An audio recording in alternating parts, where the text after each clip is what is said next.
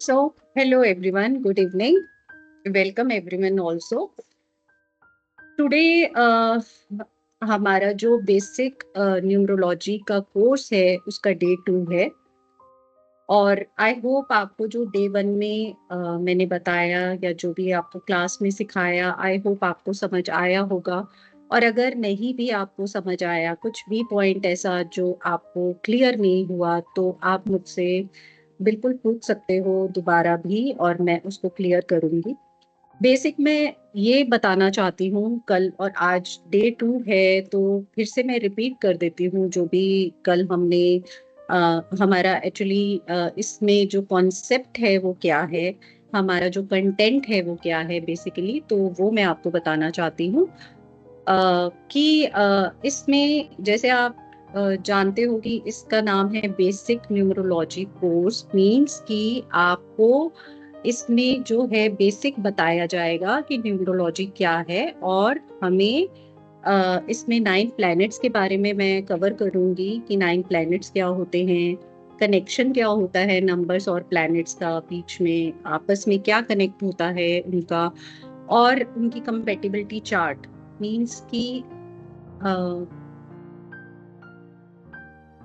Means कि आप उनका कंपैटिबिलिटी चार्ट मींस कि आपको ये पता चले कि हाँ, उनके बीच में आपस में फ्रेंड है वो एक दूसरे के, या वो एक दूसरे के एनिमी है, या फिर वो एक दूसरे के साथ न्यूट्रल रहते हैं। तो बेसिकली ये भी कवर होगा। हेलो उज्ज्वला जी, कैसे हो? हाय।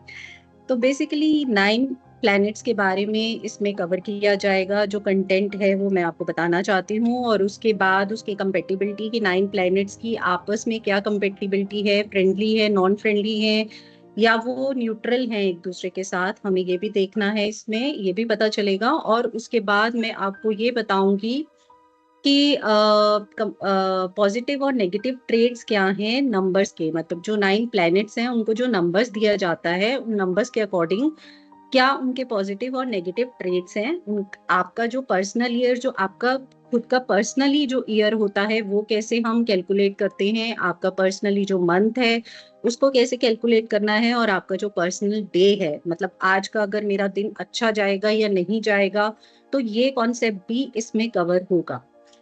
और दूसरा मैं ये भी बताना चाहती हूँ कि आपको इस कोर्स की रिकॉर्डिंग्स मिलेंगी जरूर, लेकिन आपको पीडीएफ हम प्रोवाइड नहीं करा पाएंगे। तो मेरा मानना या सबका मानना ये होता है, हम जब पहले स्कूल में थे या कहीं, तो हमारे पेरेंट्स भी हमें कहते थे कि नोट्स बनाओ, लिख कर पढ़ाई करो तो आपको ज्यादा समझ आएगा।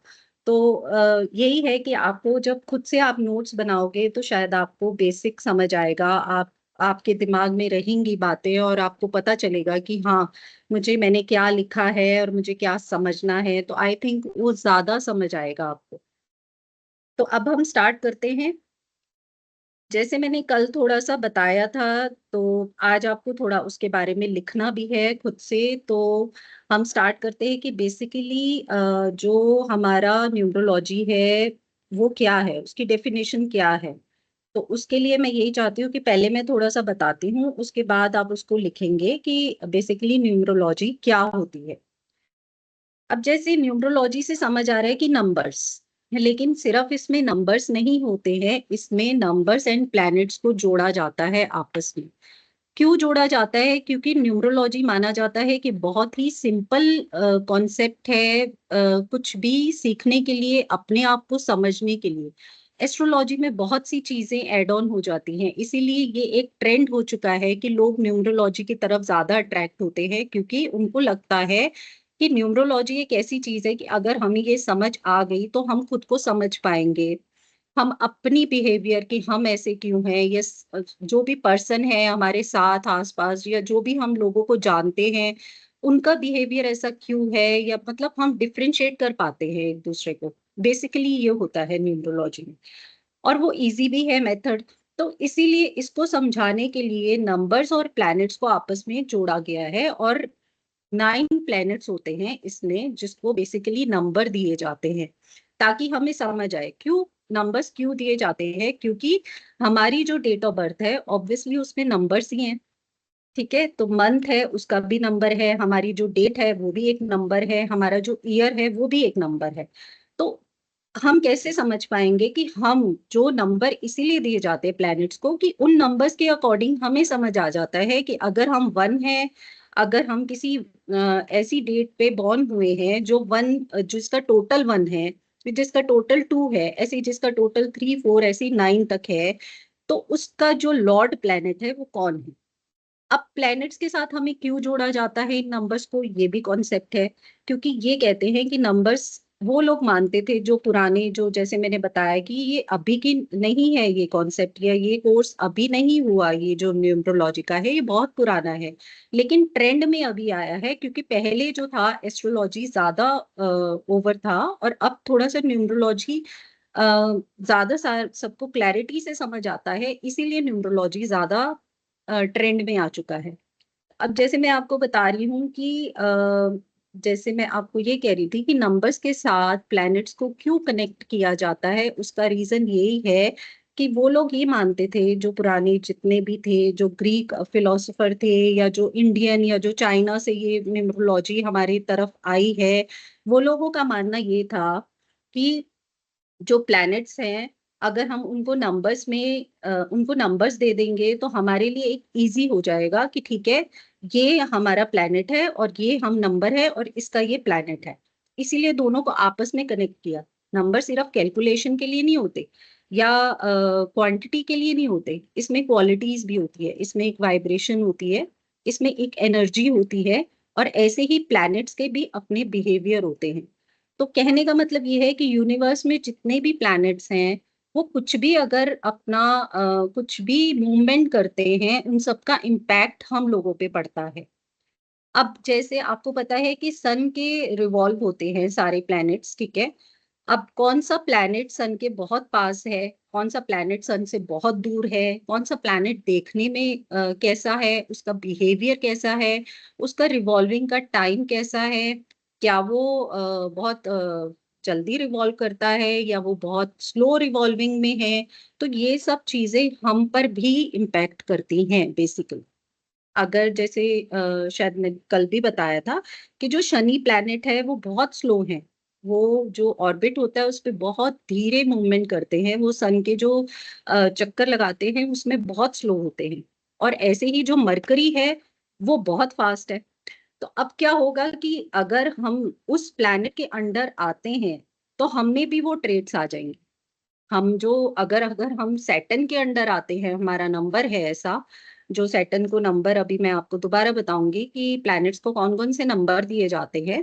तो अगर हम सैटर्न के अंडर आते हैं तो क्या होगा, हम डिले हैं, हमारा काम स्लो है, या हमारे रिजल्ट्स डिले हैं। और अगर वही हम मरकरी के उसमें आते हैं तो हमारी नेचर कैसी होगी, हम इम्पल्सिव हैं, हम बहुत जल्दी करते हैं। और इन्हीं प्लैनेट्स को फिर आगे और ज्यादा एक स्टोरी के बेस्ड में सिंपल वे में समझाया गया है, ताकि समझ आए कि कौन सा प्लैनेट किसका फ्रेंडली है, कौन सा किसका एनिमी है, और कौन सा उसके साथ न्यूट्रल है। तो बेसिकली सबसे पहले आपको ये लिखना है कि व्हाट इज न्यूमरोलॉजी। आप उसके बारे में पहले लिख लीजिए, what is numerology.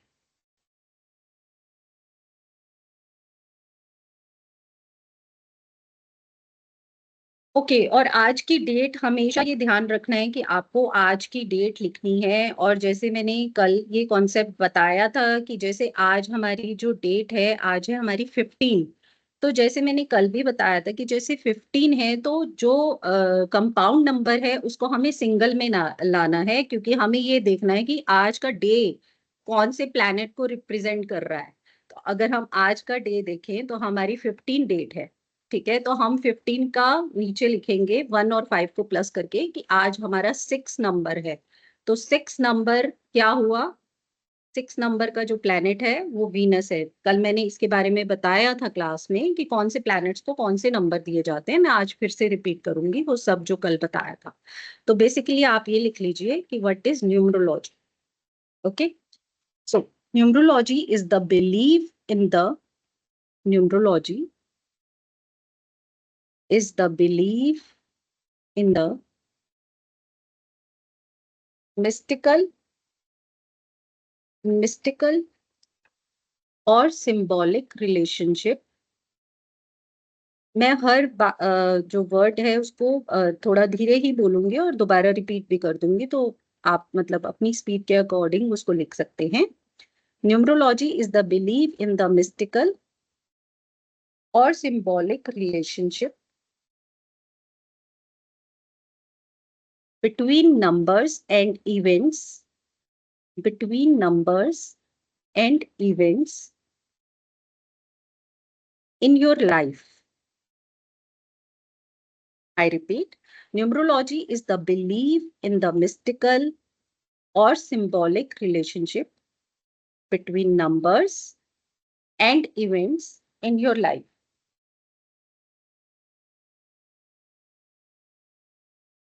It is used as a tool. It is used as a tool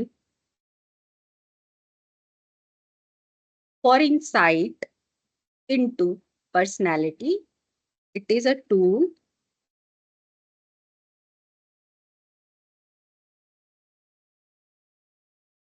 It is used as a tool, sorry, my mistake, for insight into personality, life path, and destiny. Life path and destiny.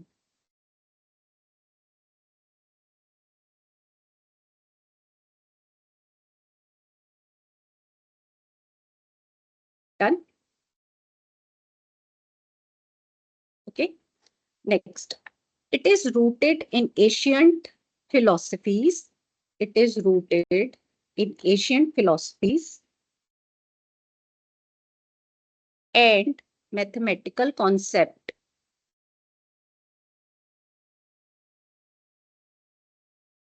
And mathematical concept from cultures like Greek. Greek में एक Pythagorean करके numerology हुई थी पहले, मतलब बहुत पहले जो उन्होंने इसको इन्वेंट किया था। तो वो पाइथागोरस एक फिलोसोफर थे, एक मैथमेटिशियन थे। उन्होंने नंबर्स को क्या किया कि वो नंबर्स को एक स्पिरिचुअल मानते थे, और उन्होंने उन नंबर्स को कनेक्ट करना चाहा यूनिवर्स के साथ, और देखना चाहा कि जो प्लैनेट्स हैं, अगर वो सन है एक, या अगर वो मून है, तो उनका बिहेवियर कैसा है, और उसके अकॉर्डिंग उनको नंबर्स के साथ कनेक्ट किया। तो ये पाइथागोरस ने ये इन्वेंट किया था।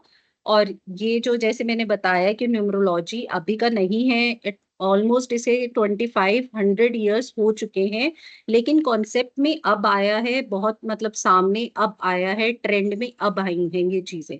और ये इसीलिए बहुत इजी कॉन्सेप्ट भी है। जब आप इसको करोगे तो आपको खुद को लगेगा कि ये बहुत इजी है, मुझे बहुत अच्छे से समझ आ रहा है, मुझे सब समझ आ गया। तो मेरा मानना ये है कि बहुत अच्छे से समझ आएगा। तो cultures like Greek, Pythagorean, Indian and Chinese traditions, Indian and Chinese traditions,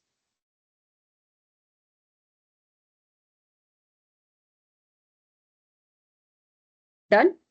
they believed that, वो लोग ऐसा मानते थे, they believed that, they believed that numbers are not just quantities. They believed that numbers are not just quantities. जैसे मैंने अभी आपको बताया कि नंबर सिर्फ क्वांटिटीज नहीं होते कि हमें उनको गिनने के लिए जरूरत पड़ती है कि ये कितना है और वो कितना है, हमें कैलकुलेशन की जरूरत पड़ती है, ऐसा नहीं है। उनका मानना ये था कि numbers are not just quantities but qualities, इनमें एक क्वालिटी भी होती है।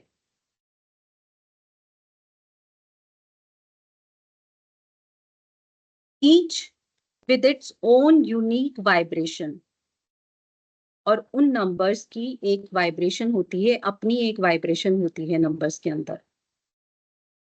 Each with its own unique vibration।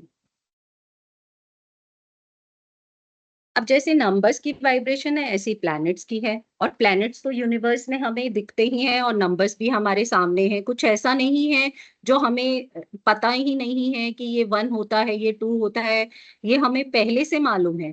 लेकिन उनका ये मानना है कि नंबर सिर्फ कैलकुलेशन के लिए नहीं होते या आपने कैलकुलेट कर लिया बस उसके लिए नहीं होते। नंबर्स में एक वाइब्रेशन होती है, नंबर्स के अकॉर्डिंग हम समझ पाते हैं कि हाँ, सामने वाला पर्सन या हम लोग कैसे हैं। तो इसीलिए प्लैनेट्स को नंबर्स के साथ कनेक्ट किया गया है, क्योंकि जैसे मैंने कहा कि हमारी डेट ऑफ बर्थ में नंबर्स हैं। हमारा कोई भी काम, हमारा व्हीकल है उसके भी नंबर्स मिलते हैं हमें, हमारा जो घर है उसका भी एक नंबर होता है, तो सब जगह आपको नंबर्स ही नजर आएंगे। तो इसीलिए प्लैनेट्स को नंबर्स के साथ कनेक्ट करके उसे इजी वे में बताया गया है, उसको एलेबोरेट किया गया है। तो कहाँ पे थी मैं? Numbers are not just quantities but qualities, each with its own unique vibration.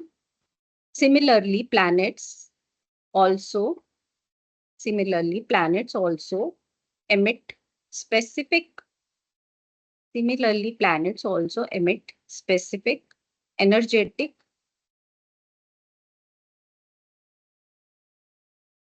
planets also emit specific energetic frequencies. उनमें भी ऐसे एनर्जेटिक फ्रीक्वेंसीज होती है जो हमारी पर्सनैलिटी, हमारे इवेंट्स, हमारे इमोशंस, इन सब पर इन्फ्लुएंस करती है। Influencing are energetic frequencies, influences, influencing are sorry personality, influencing are personality, events and emotions.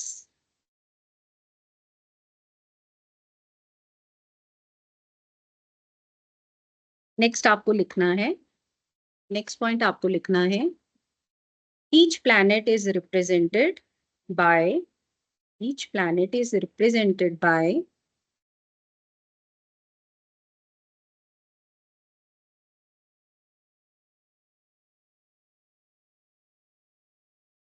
Comfortable, लिखने में कंफर्टेबल है, मैं जल्दी तो नहीं बोल रही, बता देना आप मुझे please. Each planet is represented by 1 to 9, 1 to 9 numbers. Each planet is represented by 1 to 9 numbers, and there are 9 planets, and there are 9 planets according to this, and there are 9 planets according to this.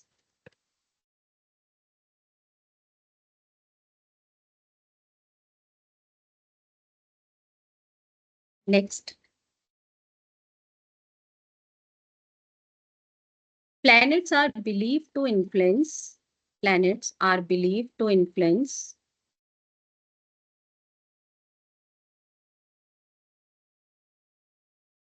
planets are believed to influence human personality,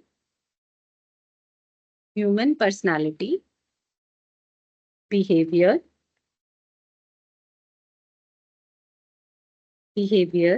and destiny. Planets are believed to influence human personality, behavior, and destiny. Each planet is associated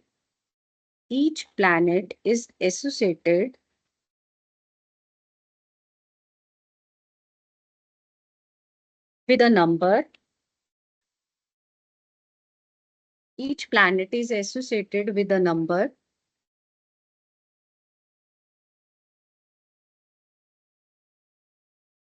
and has a unique traits.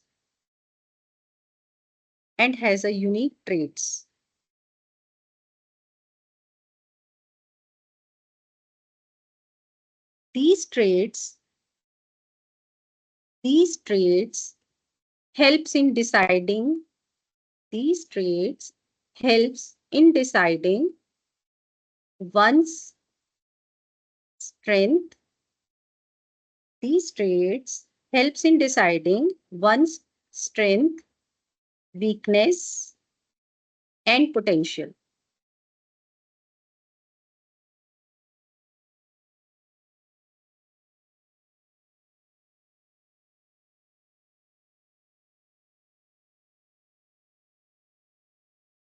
Done.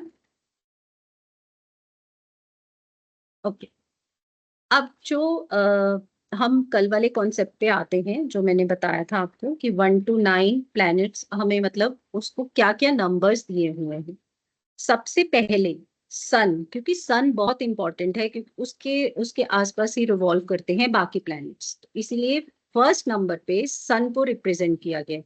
तो 1 number सन को दिया गया है, तो obvious आपने कल भी लिखा है, तो मैं वो दोबारा से रिपीट कर रही हूँ। 1 नंबर रिप्रेजेंट सन, 2 नंबर रिप्रेजेंट मून, 3 नंबर दिया गया है जुपिटर प्लैनेट को, 4 number is for Rahu, 5 number is for mercury, 6 number is for Venus, 7 is for Ketu, 8 is for Saturn,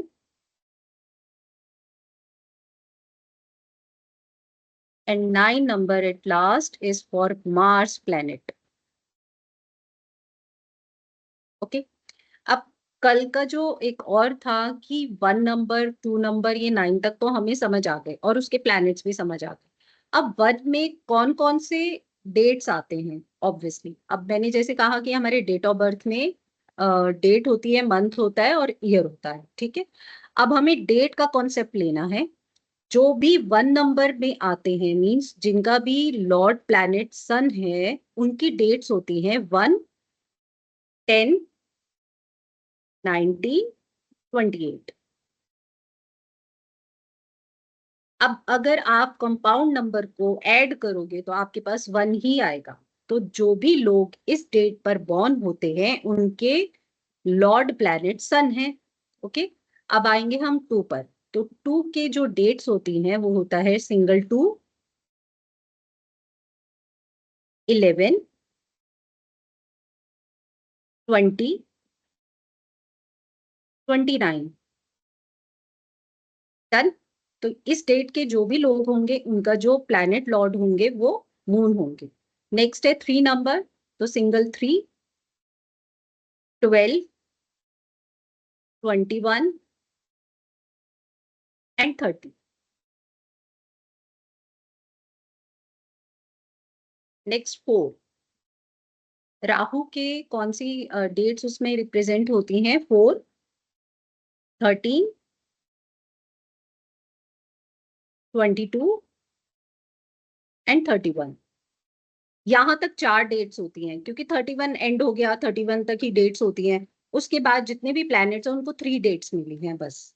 अब नेक्स्ट आएगा हमारा 5, मरकरी। मरकरी में डेट्स आती हैं 5,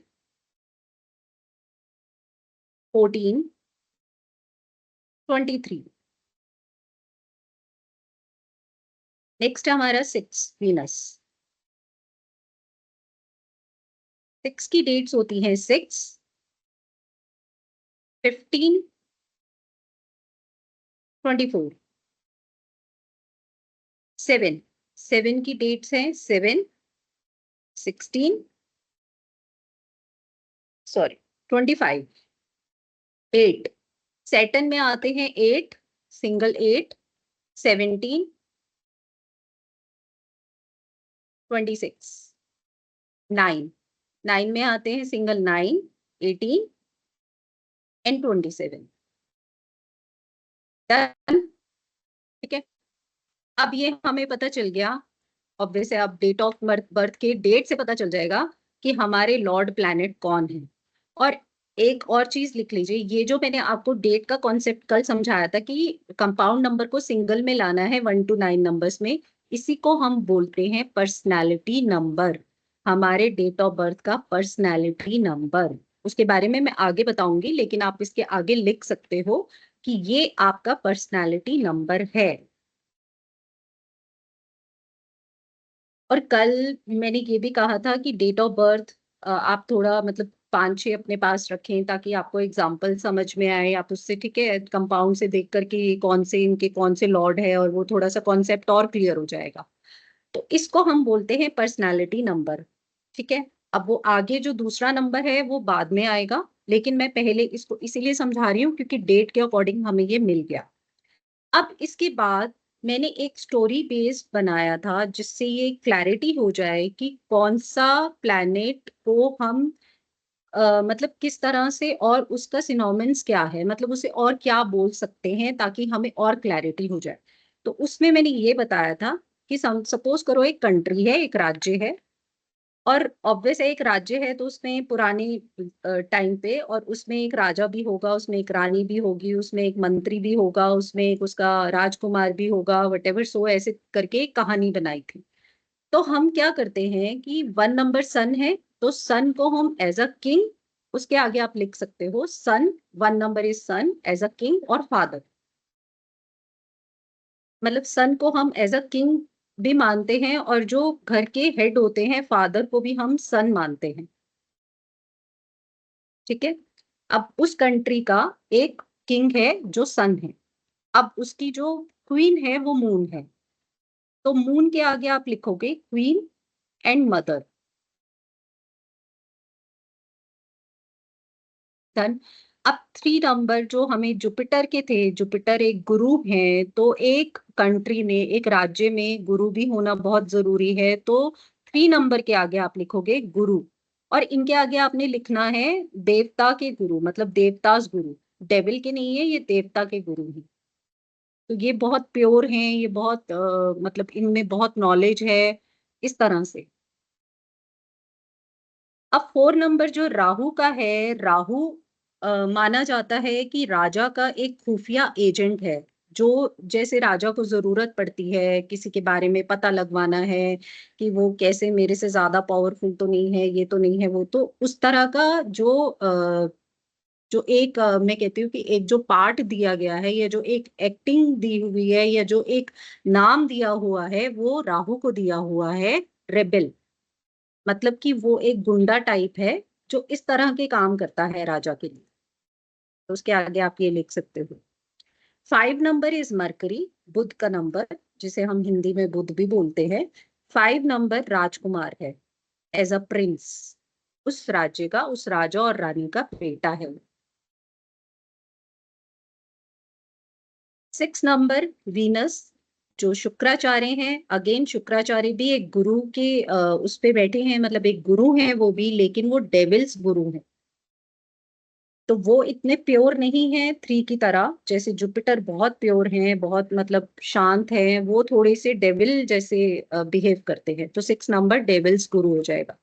7 इज केतु। केतु के बारे में मैंने ये बताया था कि राहु और केतु एक शेडो प्लेनेट है जो हमें नजर नहीं आते, और इनकी स्टोरी भी है जो शायद मैंने कल नहीं बताई, अभी इसके बाद बता दूंगी आपको। तो 7 नंबर ऐसा है कि वो अपने आप को इनकम्प्लीट मानता है, क्योंकि उसका हेड नहीं है, सिर्फ उसका नीचे बॉडी पार्ट है, तो वो उसे इनकम्प्लीट मानता है कि मेरे साथ बहुत अन्याय हुआ है। तो वो क्या करता है, हर किसी के पास जाता है, हर किसी की बात सुनता है, हर किसी की हेल्प करता है, तो आप इसको हेल्पफुल क्रिएचर कह सकते हो, क्योंकि उसको ये लगता है कि शायद मेरा हेड इसके पास है तो मैं कंप्लीट हो जाऊंगा, शायद। मींस कहने का मतलब ये है कि उसे हर किसी की हेल्प भी करनी है, और सबसे उसको एक एडवाइस भी चाहिए, एक उसको क्या कहते हैं, सिंपथी भी चाहिए, इसीलिए वो एक हेल्पफुल क्रिएचर की तरह देखा गया है। 8 number is Saturn. Saturn is like a जज। आप 8 नंबर के आगे, सेटन के आगे जज लिख सकते हो। ऑब्वियस अगर एक कंट्री है तो उसमें अगर जज नहीं होगा तो हर कोई अपने हिसाब से कुछ भी करेगा, उसको कुछ डर नहीं है किसी का भी, तो ये भी होना जरूरी है। 9 is commander of an army, means कि वो एक वॉरियर है, एक सेनापति है उस देश का।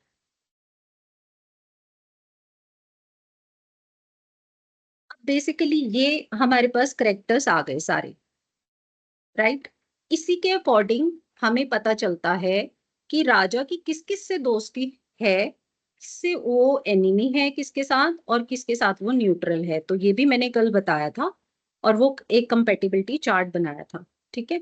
तो अब बेसिकली आपको इसके बारे में, आपने कंपेटिबिलिटी चार्ट कल बना लिया था, और उसमें सब लिखवा दिया था मैंने कि कौन क्या है और कैसे स्टैंड करता है वो। ठीक है। तो बेसिकली अब हम लिखेंगे कि कंपेटिबिलिटी चार्ट होता क्या है, उसके बारे में हमें लिखना है।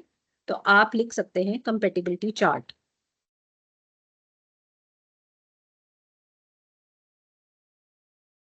इन numerology the compatibility the compatibility chart of planets in numerology, the compatibility chart of planets play play an important role, play an important role,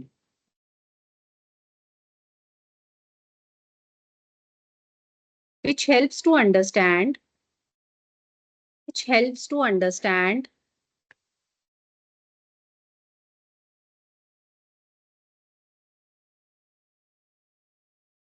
how the energies which help to understand how the energies of different planets how the energies of different planets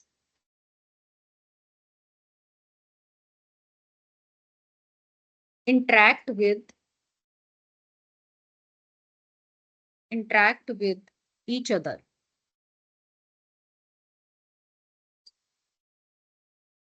Interact with each other. It indicates it indicates which planetary traits it indicates which planetary traits harmonize which planetary traits harmonize well and which may lead to conflicts and which may lead to conflicts.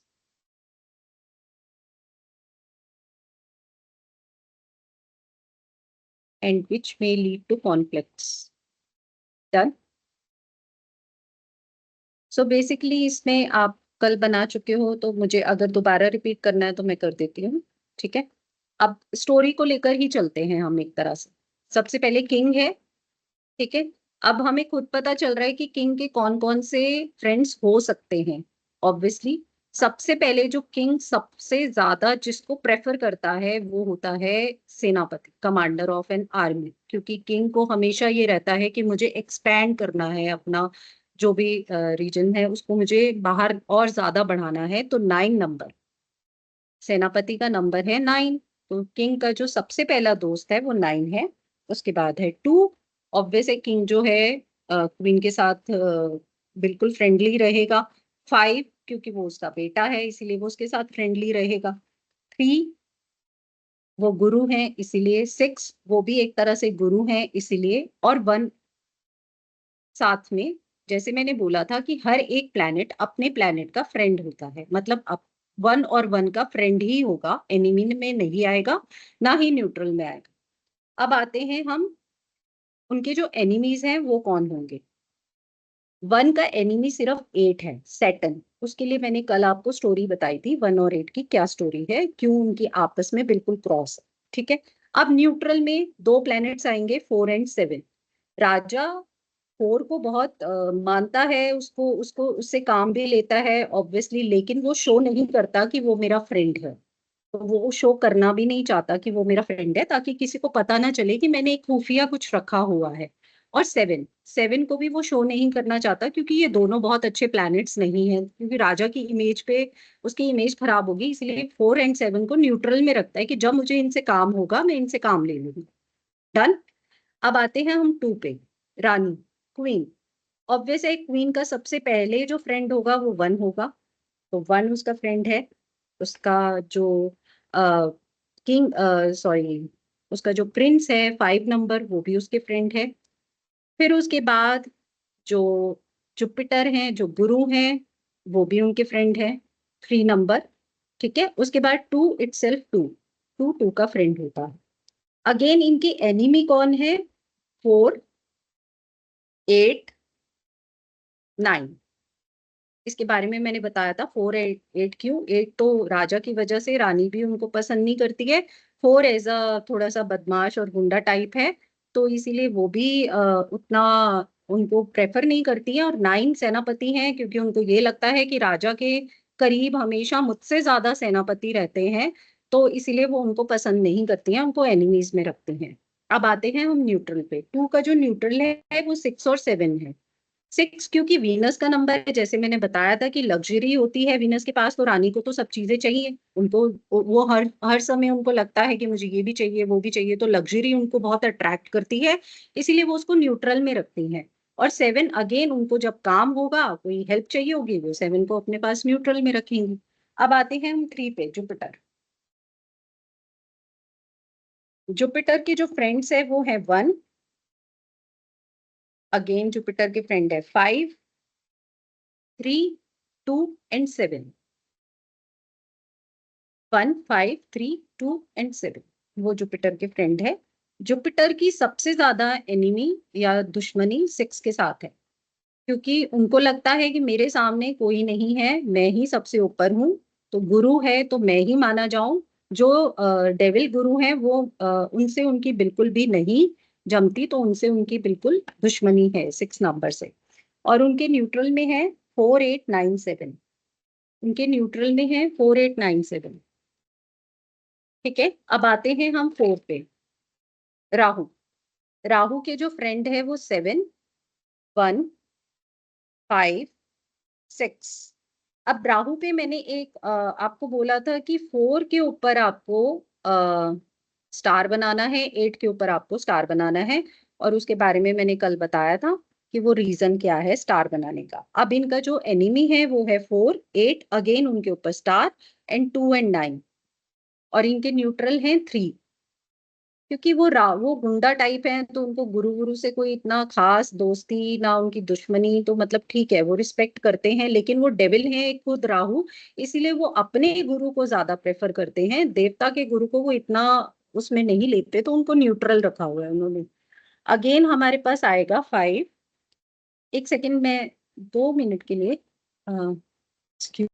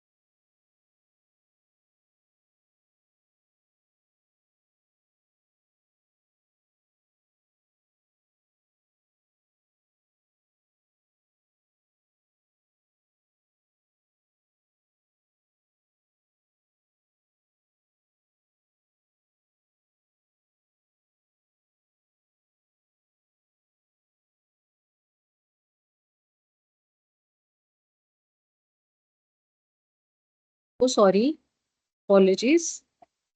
Okay, कहाँ पे थे हम? 4 complete हो गया, 5 पे। 5 is 1।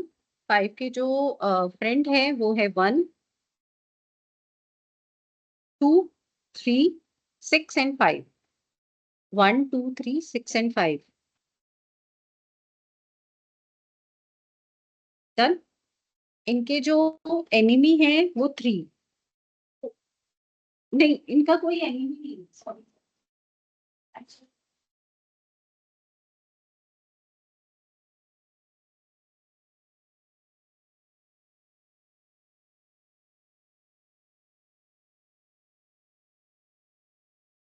तो इनका कोई एनिमी नहीं है 5 का।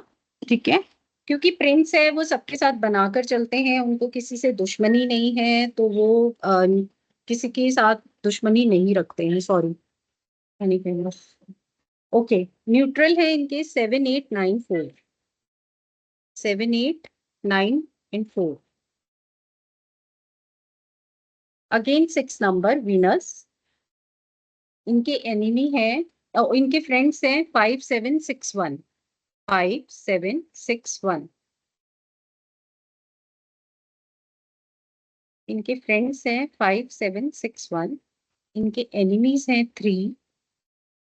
अगेन अगर 3 जुपिटर इनको दोस्त नहीं मानते हैं, दुश्मन मानते हैं, तो शुक्राचार्य को भी जुपिटर पसंद नहीं है। तो इन दोनों की आपस में, सुना है आपने 36 का आंकड़ा, तो ये रहता है इन दोनों के बीच में, ठीक है। और इनके जो न्यूट्रल है वो 2, 4, 8, 9 है। इनके neutral 2, 4, 8, 9।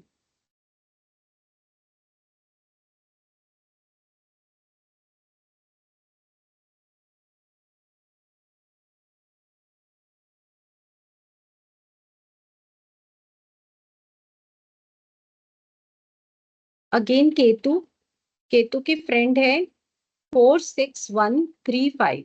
4 means Rahu, 6 means Venus, 1 means sun, 3 means Jupiter, 5 means mercury.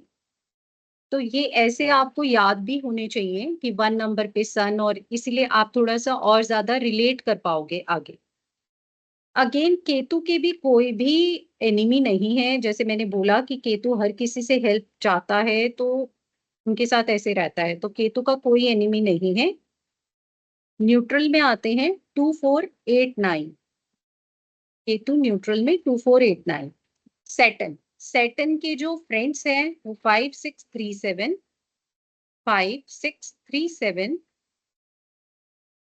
Again 4 और 8 पे आपको स्टार लगाना है, फ्रेंड्स में ही आते हैं वो। 4 और 8 जैसे 4 में लगाया था, ऐसे आपको 8 में भी करना है।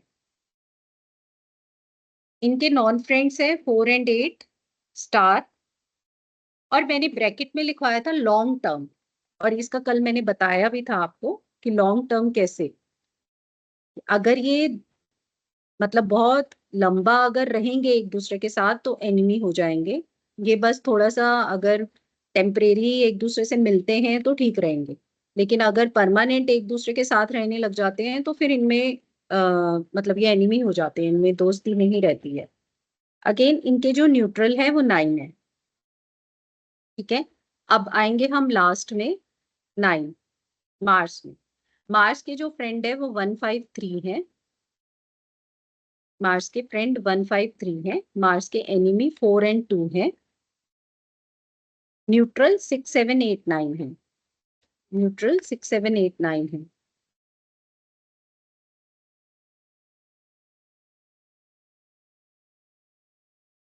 डन कंपेटिबिलिटी चार्ट, इसको हम बोलते हैं कंपेटिबिलिटी चार्ट।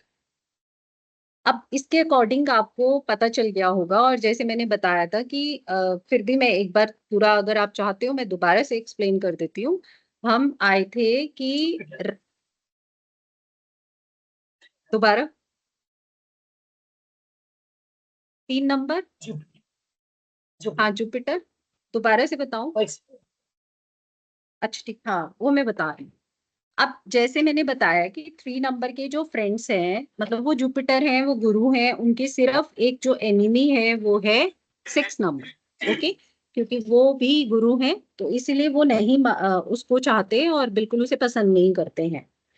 अब जैसे मैंने जुपिटर का बताया कि वो 1 ऑब्वियस है, राजा है, तो वो गुरु हैं तो एक दूसरे की रिस्पेक्ट करते हैं, बिल्कुल है, तो इसीलिए वो उनके फ्रेंड है।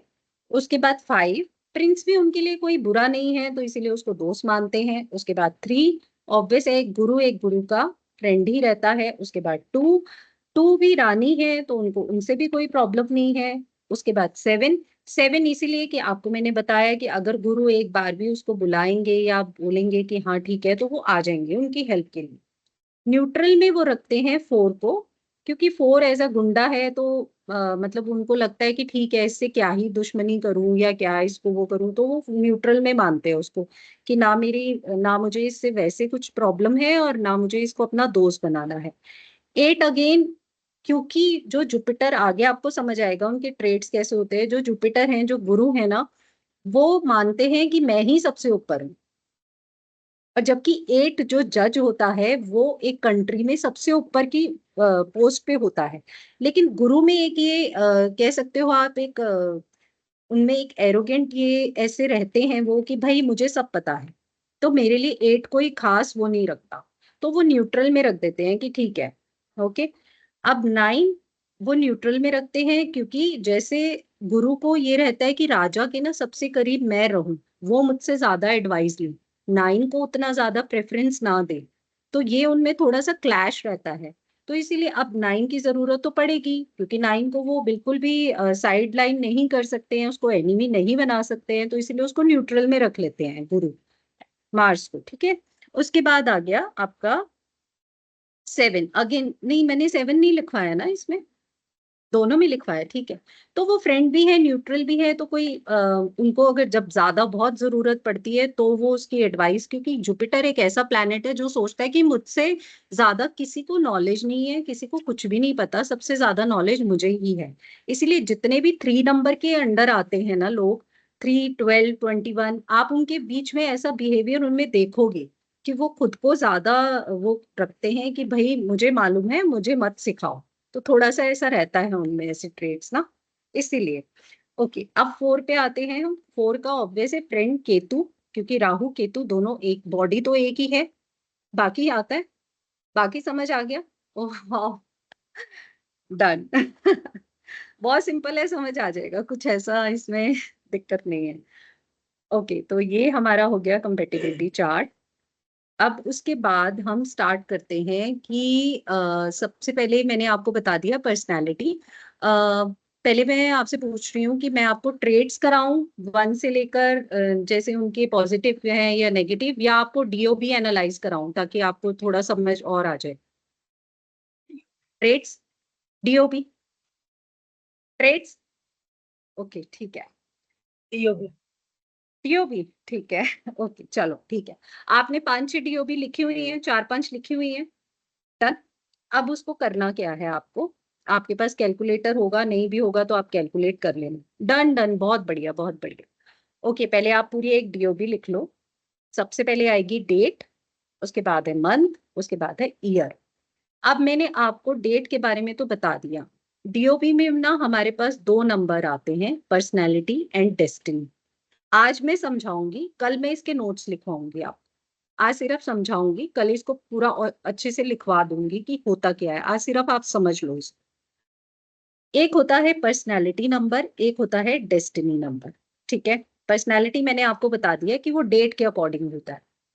अब अगर आपके पास कोई एक डीओबी मुझे बताओ, आप शो करो, तो आप मुझे बताओ कि उसका आपने कौन सा डेट क्या निकाला है, उसका सिंगल नंबर क्या निकाला है आप। ठीक है। तो ये सारी डेट्स हैं, 30, 28, 20, 12, 17, 1। ओके, ग्रेट ग्रेट, बस बस ठीक है। तो ये जो सिंगल नंबर आपके पास आया, ये आपका पर्सनैलिटी नंबर है। अब डेस्टिनी कैसे निकालना है आपको, जितने भी डीओबी में नंबर्स हैं सबको ऐड कर लो, सबको, कोई एक नंबर नहीं छूटना चाहिए। जीरो तो जीरो ही रहेगा। सबको ऐड कर लो और मुझे बताओ क्या नंबर है। अगर वो कंपाउंड में आएगा तो अगेन आपको सिंगल करना आता है। 1 to 9 में आपको सिंगल लेकर आना है। आप ये कर लो। जितने भी आपने लिखे हैं आप सबका कैलकुलेशन करो और मुझे बताओ कि क्या है। और वो मैं बताऊंगी आपको कि वो होता क्या है, उसको हम क्या बोलते हैं।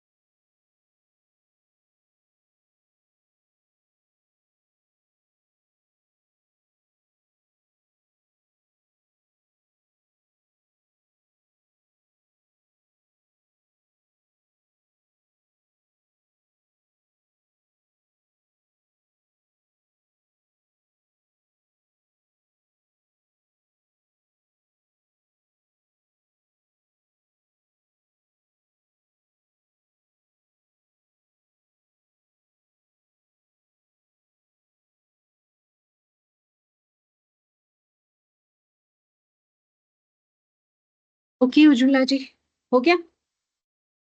कर लो आराम से, अभी टाइम लगेगा इसमें, आप आराम से करो। I am wait.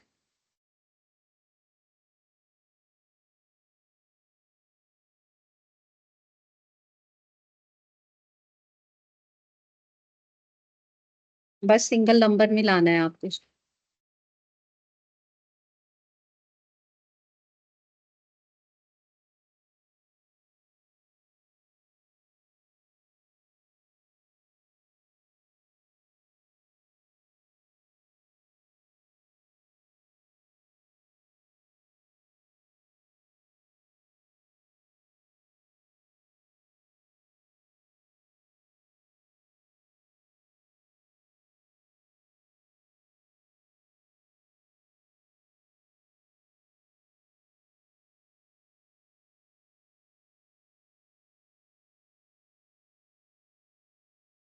Wow great. 33 2005 इस 13 से 4। ओके, ठीक है।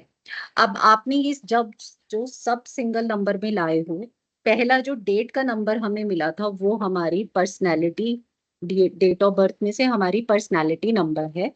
जो हमें दूसरा नंबर जो टोटल किया है आपने डेट ऑफ बर्थ का, वो हमारी डेस्टिनी नंबर है।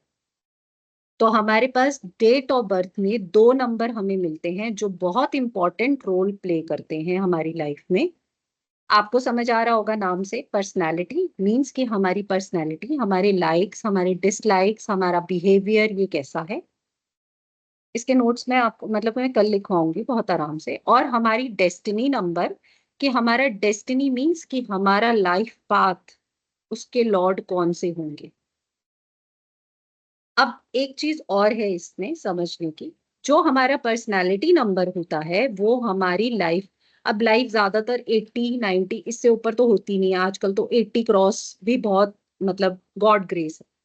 तो हम इसको हाफ में डिवाइड कर लेते हैं अपनी लाइफ को। तो हमारा जो पर्सनालिटी नंबर है वो 32 35 से पहले ज्यादा एक्टिव होता है। 80% एक्टिव वो वाला नंबर रहता है, वो वाला प्लेनेट रहता है हमारी लाइफ में। ठीक है। जो हमारा डेस्टिनी नंबर है वो हम जब 35 क्रॉस कर जाते हैं तब वो ज्यादा पावर में आता है। तब वो 80% पावर में हो जाता है और पर्सनैलिटी 20 नंबर पावर में हो जाता है, 20% में आ जाता है। तो 80 20 का रेशियो चलता है। क्लियर, कि मैं दोबारा रिपीट करती हूँ। जो हमारा पर्सनैलिटी नंबर आपको मिला है डेट से, वो हमारा 35 से पहले 80% वर्क करता है, पावर में रहता है। और डेस्टिनी नंबर 20% वर्क करता है सिर्फ। जब हम 35 क्रॉस कर जाते हैं अपनी लाइफ के, तो हमारा डेस्टिनी नंबर 80% हो जाता है और हमारा पर्सनैलिटी 20% रह जाता है। तभी आपने देखा होगा कि 35 तक ऑलमोस्ट शादी हो जाती है, या मतलब अगर लेट भी है तो मतलब एक ना हमारी नेचर में फर्क आ जाता है। हम बहुत चेंजेस आ जाते हैं हमारी लाइफ में, जो हम पहले थे एज अ यंग पर्सन वो हम 35 के बाद वैसे नहीं रह पाते। तो उसमें रीजन तो है, आपके सर्कमस्टेंसेस, आपके जो, आपका जो माहौल है, शादी हो गई, बहुत सी चीजें चेंज होती हैं, लेकिन हमारी पर्सनैलिटी में भी फर्क पड़ता है। हमारा प्रोसेस ऑफ माइंड, हमारा थॉट, हमारे इमोशंस सब अलग हो जाते हैं। उसका रीजन ये है। अब आपने देखा होगा बहुत कम ऐसा होता है कि पर्सनालिटी और डेस्टिनी सेम सेम नंबर आ रहा है। पर्सनालिटी भी सेम है, 3 है, तो सपोज एग्जांपल डेस्टिनी भी 3 है। ऐसा बहुत कम होता है, वैसे तो अलग अलग ही दिखेगा आपको, पर्सनालिटी अलग, डेस्टिनी अलग। ठीक है।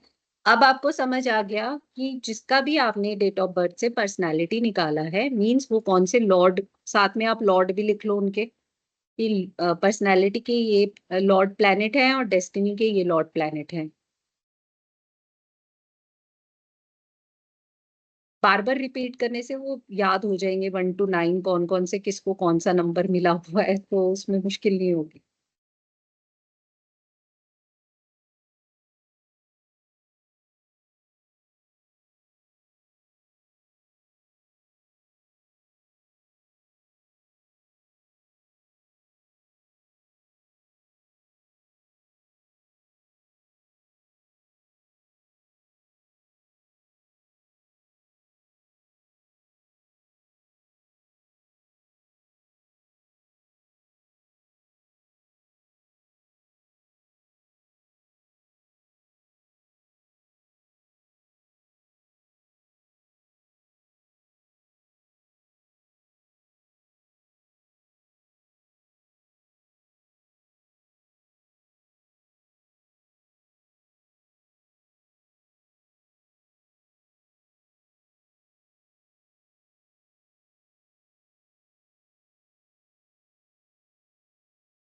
Wow, great. अच्छा, 3 तो 9 है डेस्टिनी में, मंगल का नंबर है। वाह।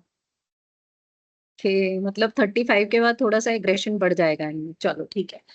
अब हम अब बेसिकली हमें समझ आ गया। तो आपको खुद की अभी समझ आएगा, देखना आप बहुत रिलेट करोगे, अगर हाँ अगर ऐसा क्यों हो रहा है, पहले तो मुझे ऐसे नहीं था, अब मैं ऐसी क्यों हो गई हूँ। तो मतलब ऐसा भी होता है।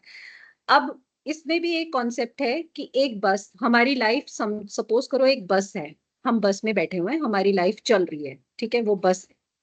अब जो बस का ड्राइवर है वो पर्सनैलिटी नंबर होता है, ठीक है। अब सब स्टेयरिंग उसके हाथ में है, चल रहा है वो, उसे पता है हमें कहाँ लेके जाना है उसने।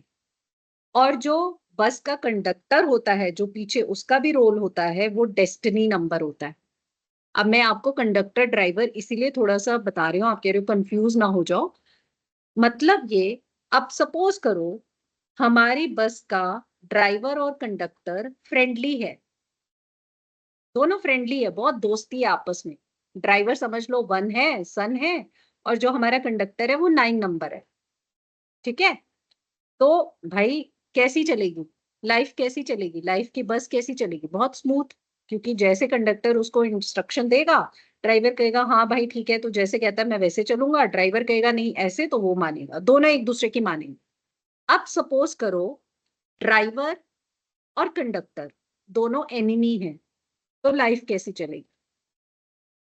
नॉट स्मूथ, अप डाउन्स, दोनों में कॉन्फ्लिक्ट्स, इधर नहीं मुड़ना उधर जाना है, वो जैसे कहेगा वो नहीं मानेगा, वो जैसे कहेगा वो नहीं मानेगा।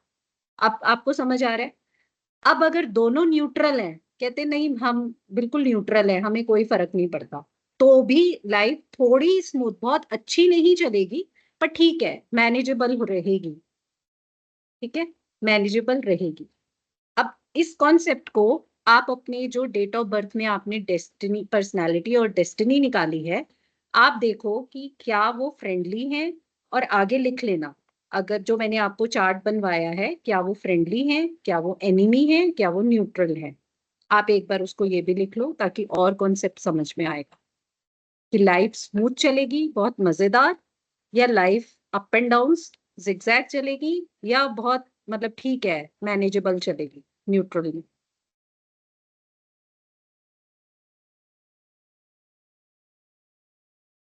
सपोज करो अगर पर्सनालिटी 3 है, डेस्टिनी 6 है,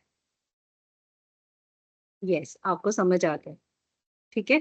तो इससे समझ आएगा कि आपकी लाइफ, आपको खुद समझ आएगा कि मेरी पर्सनालिटी डेस्टिनी अगर एनिमी है तो मेरी लाइफ लॉट ऑफ एफर्ट्स, पर ठीक है उसके बाद कर्मास होते हैं, सब होता है, लेकिन ये तो इम्पैक्ट करता ही करता है, इससे आप बच नहीं सकते हो। थोड़ा बहुत ऊपर नीचे ठीक है, आप अपनी लाइफ में अगर स्पिरिचुअल हो रहे हो, अपने प्लैनेट के अकॉर्डिंग चल रहे हो, तो आपको उनकी हेल्प मिलती है, अगर आप उनके बिल्कुल अगेंस्ट जाते हो तो फिर वो आपकी हेल्प नहीं करते हैं, ऑब्वियस है। आप अगर एक टीम में हो सपोज, आप पहले लिख लो, मैं तभी फिर आपको, आप जैसे एक टीम में हो सपोज, आप सन की टीम में हो सपोज करो, आपका नंबर, आपकी डेट ऐसी है कि आप सन की टीम में हो, चाहे आप पर्सनैलिटी वाइज सन की टीम में हो, चाहे डेस्टिनी वाइज सन की टीम में हो। अब सन क्या चाहेंगे कि आप उनकी तरह बनो, वो कभी नहीं चाहेंगे कि आप राहु के बिहेवियर को लेकर आओ। तो अगर आप सन के अकॉर्डिंग चलते हो, जो मैं ट्रेड्स आगे बताऊंगी कि सन के क्या ट्रेड्स होते हैं, ऐसे लोग कैसे होते हैं, अगर आप उनके अकॉर्डिंग नहीं चलते, अपने प्लैनेट के अकॉर्डिंग, तो वो आपकी लाइफ में जिगजैग जिगजैग लाते ही हैं, ठीक है। हाँ, तो हर कोई सोचता है कि मेरी टीम का मेरे से ही सारे करेक्टरिस्टिक्स मेरे जैसा बिहेवियर करे तो मैं इसकी हेल्प करूंगा, ये होता है। अब अगर हम कहें कि 8 नंबर, जिसका 8 नंबर डेस्टिनी पर्सनैलिटी है या डेस्टिनी है, कि वो तो स्लो होता है, तो हम स्लो थोड़ी ना चलेंगे उनकी तरह। लेकिन नहीं, उनके नेगेटिव ट्रेट्स को नहीं अपनाना हमने, उनकी उनमें जो पॉजिटिविटी है उसको लेकर चलना है। जैसे हमें हमें एक जज करना है कि ठीक है, अगर ये चीज गलत है तो गलत है, वो मेरे लिए भी गलत है, मैं इसको एक्सेप्ट नहीं करूंगी या करूंगा, क्योंकि वो जज हैं, वो जज करते हैं हर चीज को, तो हमें वैसे चलना है, ठीक है। और भी आगे चीजें हैं जो मैं साथ साथ बताती रहूंगी कि इस प्लैनेट्स में कौन कौन से क्या ऐसा कर सकते हो जिससे वो थोड़ा सा आपको स्टेबल रहोगे, आप आपके साथ खुश रहेंगे कि ठीक है ये ऐसा कर रहे हैं, तो वैसे तो वो नहीं है पर मैं इसमें ऐड ऑन कर दूंगी और थोड़ा सा अच्छे से समझाने के लिए कि क्या होगा, उतना तो चलता है, कोई बात नहीं। तो ये आपको क्लियर हो गया, पर्सनालिटी डेस्टिनी, इसमें कोई इशू तो नहीं है? डन हो गया। अब हम कल करेंगे कि उसके ट्रेड्स क्या हैं, ठीक है? 1 नंबर के क्या ट्रेड्स हैं, 2 नंबर के क्या ट्रेड्स हैं, और इनके बारे में या तो लिख लेते हैं, अभी हमारे पास टाइम है, कि पर्सनालिटी नंबर क्या होता है और डेस्टिनी नंबर क्या होता है। ठीक है, तो लिख लो आप पर्सनालिटी नंबर। आपको डेट ऑफ बर्थ से 2 नंबर मिले हैं, पर्सनालिटी एंड डेस्टिनी। तो पर्सनालिटी नंबर क्या होता है वो लिखना है।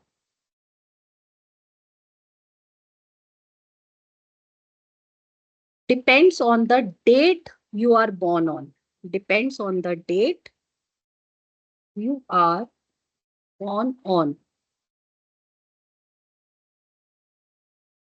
ठीक है, describes your personality, describes your personality, likes, dislikes, emotional and mental capacity, emotional and mental capacities.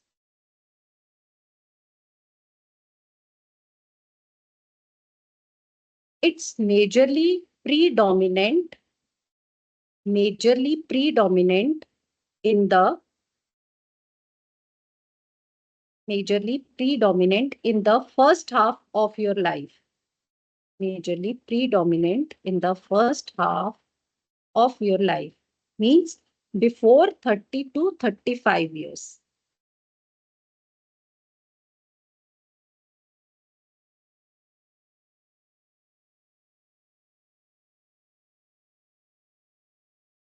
जो 80 और 20% का मैंने रेशो बताया वो भी आप लिख लो, कि पर्सनैलिटी 80% वर्क करती है और डेस्टिनी 20% वर्क करती है इस टाइम पे। Okay, now it's destiny number, destiny number. It is like a conductor of your बस, बस ऑफ लाइफ, और वो आपका ड्राइवर है, सॉरी वो भी आप एक ऐड कर दो कि पर्सनैलिटी नंबर आपका ड्राइवर ऑफ अ बस है, ऑफ लाइफ, आपकी लाइफ की बस का ड्राइवर है पर्सनैलिटी नंबर, और डेस्टिनी नंबर उसका कंडक्टर है।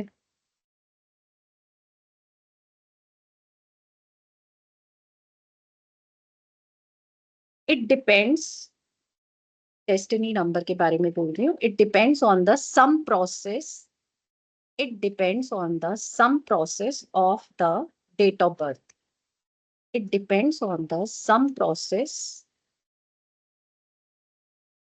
ऑफ डेट ऑफ बर्थ, को डीओ भी लिख सकते हो आप शॉर्ट फॉर्म में, date of birth DOB. Describes your destiny, it describes your destiny, your future, your future path, your future path related to work, आपका प्रोफेशन क्या होना चाहिए, आपका वर्क मोड क्या होना चाहिए, ये भी आता है इसमें डेस्टिनी में। Related to work, profession, career, relationships, career, relationships.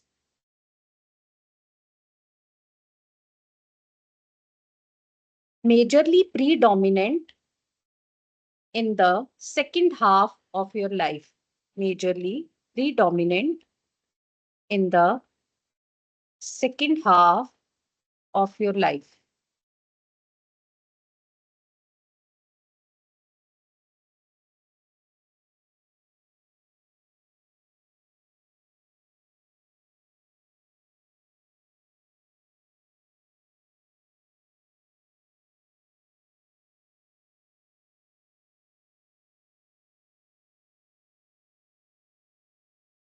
Means after 30 to 35 years.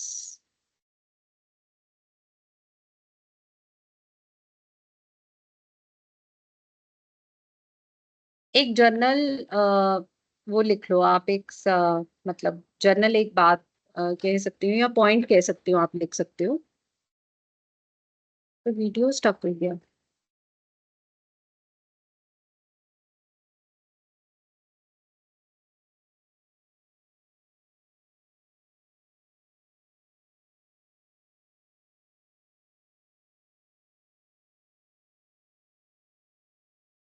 Hello.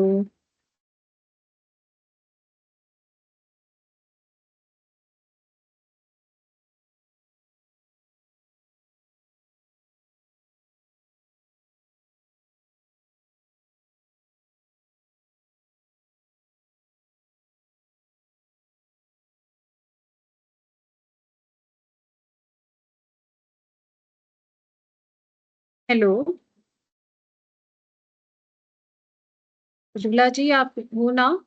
आपका वीडियो स्टक हो गया, मुझे स्टक दिख रहा है।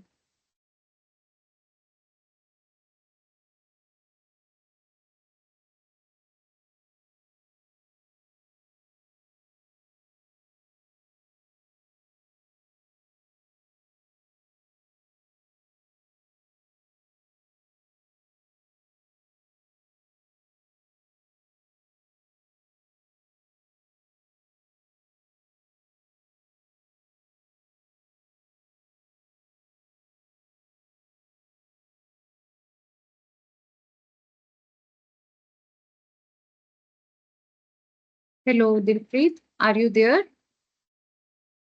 हेलो।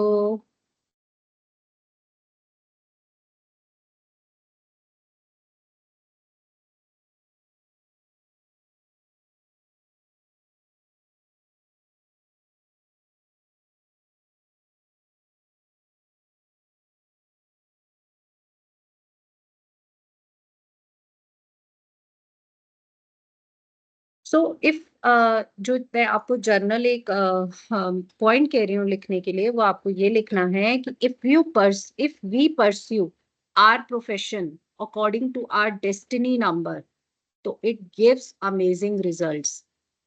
अगर हम अपनी डेस्टिनी नंबर के अकॉर्डिंग अपना प्रोफेशन चूज करते हैं, तो वो हमें बहुत अच्छे रिजल्ट्स देता है। अगेन इस कोर्स में प्रोफेशन और वो सब नहीं है, पर मैं थोड़ा सा ऐड कर दूंगी, नो डाउट।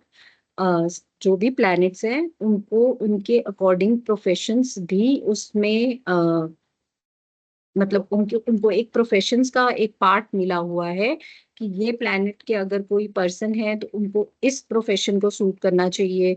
अगर कोई मून से रिलेटेड है, मून उनका लॉर्ड प्लैनेट है, तो उनको ये प्रोफेशन में जाना चाहिए। तो अगर वो बेसिकली अपने प्लैनेट्स के अकॉर्डिंग।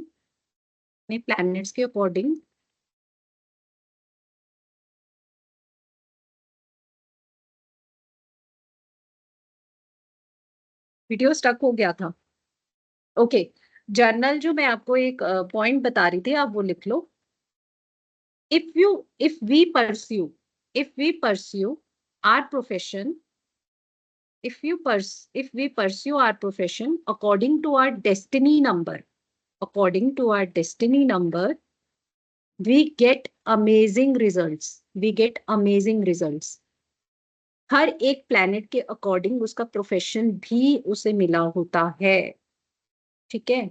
तो अगर हम अपनी डेस्टिनी नंबर के अकॉर्डिंग, मतलब अब हम तो खैर यहाँ मतलब, और कई बार ये होता है कि हम बाय मतलब ऐसे खुद से ही आ जाते हैं कि हमें नहीं पता, या हमें अभी जब तक हमें नहीं पता था, आपको भी नहीं पता होगा कि मेरा प्रोफेशन क्या होना चाहिए। लेकिन हो सकता है कि आप अपने प्लेनेट के अकॉर्डिंग अपने प्रोफेशन में ही हो। ठीक है। वो फिर डेस्टिनी के ऊपर डिपेंड करता है, तो आप बहुत अच्छा करोगे, बहुत अच्छे अमेजिंग रिजल्ट्स मिलेंगे। और अगर नहीं हो, तो फिर ये है कि एफर्ट्स करते हो लेकिन उतने अच्छे रिजल्ट्स नहीं मिल पाते। तो इसका मैं थोड़ा सा एक एग्जांपल दे देती हूँ कि जैसे जो वीनस के प्लैनेट के अकॉर्डिंग है, 6 नंबर वाले जितने भी हैं, अगर उनकी डेस्टिनी 6 है, किसी पर्सन की अगर डेस्टिनी 6 है, 6 means Venus, Venus means luxury, luxury से रिलेटेड जितने भी प्रोफेशंस हैं, अगर वो चूज करते हैं, तो अमेजिंग रिजल्ट्स मिलते हैं। अब वो डिपेंड करता है, हो सकता है कि मुझे पसंद नहीं है उतना, कि मुझे नहीं जाना इस फील्ड में। ये भी होता है कि हम कई बार नहीं चूज करते हैं वो वाला फील्ड, तो वो हमें क्योंकि पता ही नहीं है।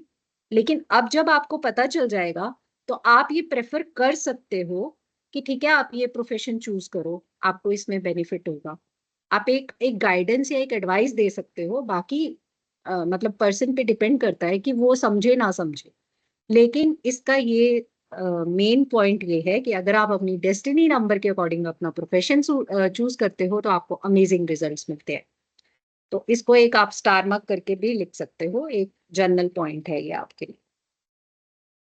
ठीक है, अब आप मुझे बताओ कि कल और आज में जितना भी किया है उसमें से अगर आपको कुछ भी थोड़ा सा भी डाउट है कि मुझे ये पॉइंट समझ नहीं आया, तो आप मुझसे पूछ सकते हो।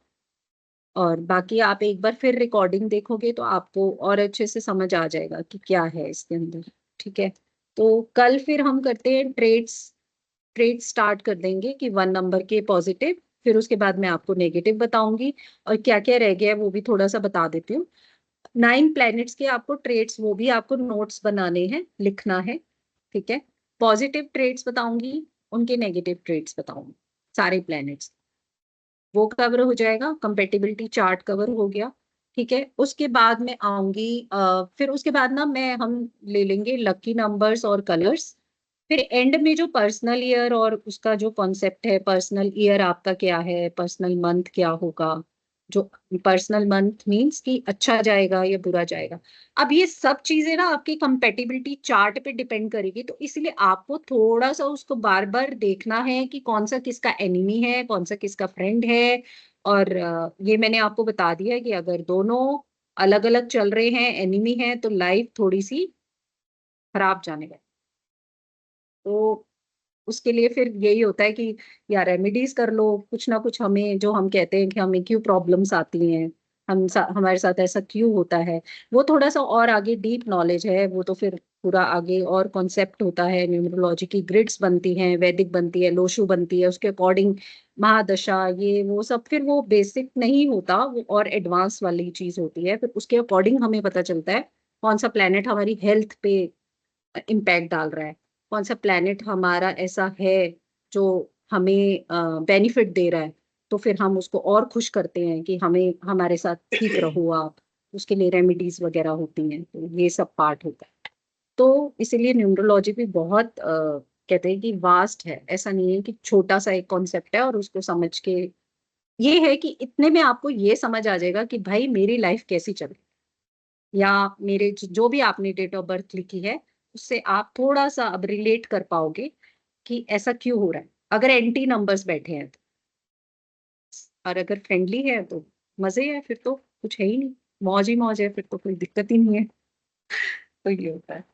अब आपका ठीक है, थोड़ा सा आवाज निकली है आज। आज अब वो आप ना ये जो मैंने बताया ना, हाँ ये भी वैदिक स्विच वर्ड है। मैं इसको जरा थोड़ा सा ऑफ कर देती हूँ। अ, बाद में रिकॉर्ड, चलो ठीक है कोई बात नहीं, एंड में बता दूंगी, और अगर पता भी चलेगा तो कोई नहीं, सबके लिए अच्छा है।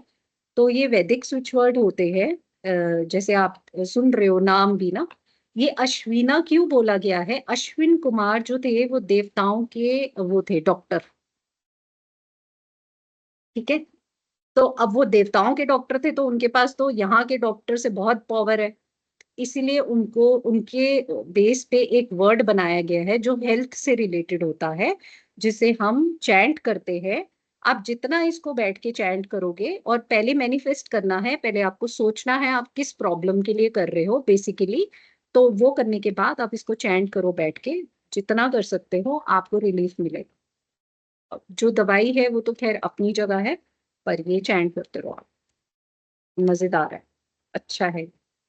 तो फिर आज क्लास इतनी करते हैं फिर कंप्लीट, फिर मिलते हैं, आप अपना ध्यान रखो। कल फिर मिलते हैं नए टॉपिक के साथ।